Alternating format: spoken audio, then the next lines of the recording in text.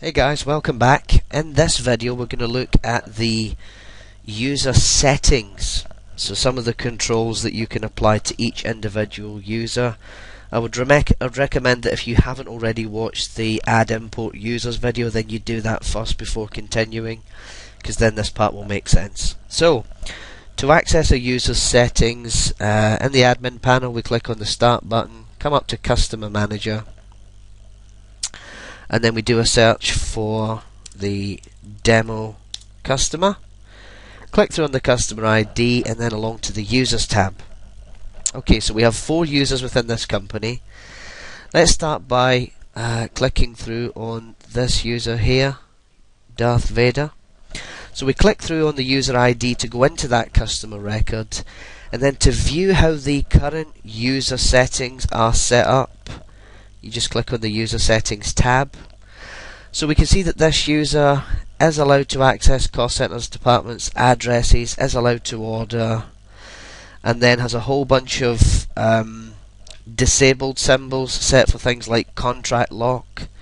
So contract lock, for example, is if that's set to yes, or it's got a tick next to it, that means when this user logs in, it's going to take them to the contract list or restrict them to contract products only, so they won't be able to do anything except buy from the contract list and check out.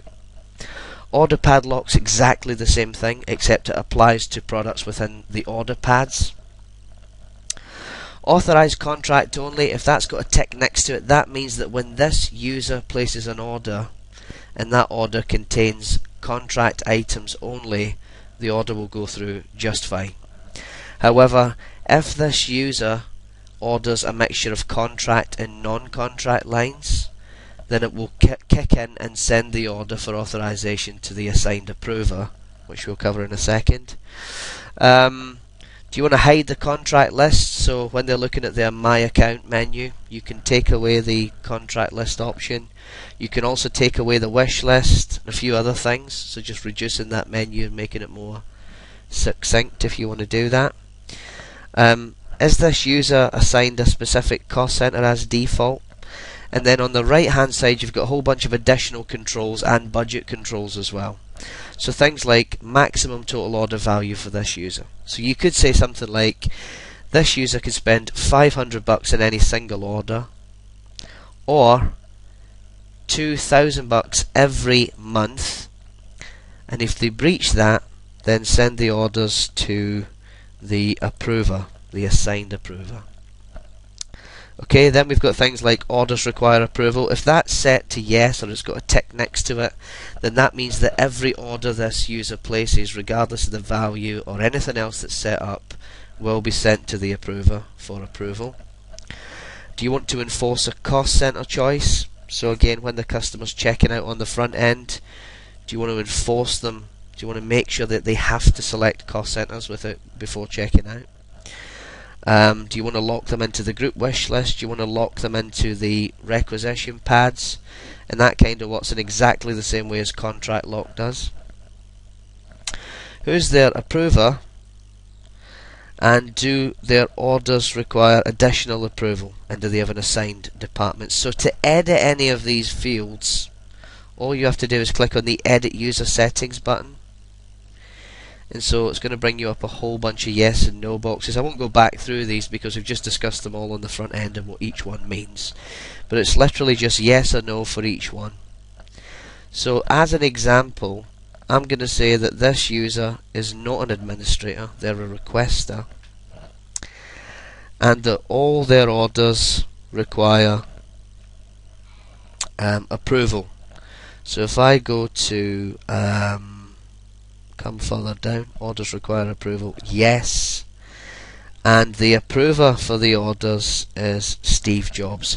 The approver must have admin privileges. You can't select an approver that doesn't have admin privileges.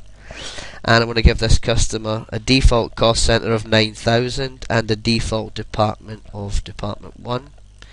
So we go ahead and click save, and again if we go back and view the user settings, we can see that these changes have taken effect. So all this customer's orders require approval, and the approver's Steve Jobs. They've got a default cost center and a default department. So let's look at how that translates on the front end. So if we go back to the list all users section, we can log straight in as this user just by clicking the login link.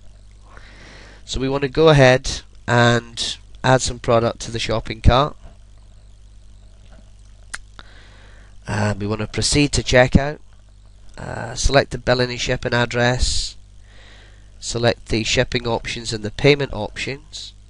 Click save.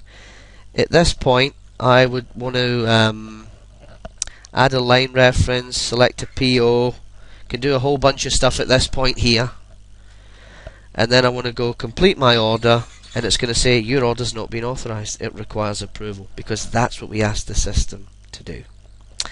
So that's generated an email to Steve Jobs to say, hey, you need to come in and approve the order.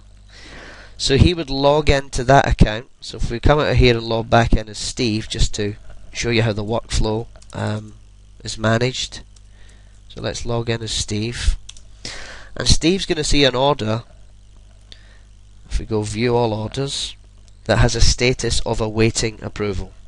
So if we click through on the order ID, at this point Steve can approve the order, he can reject the order, or he can edit the order.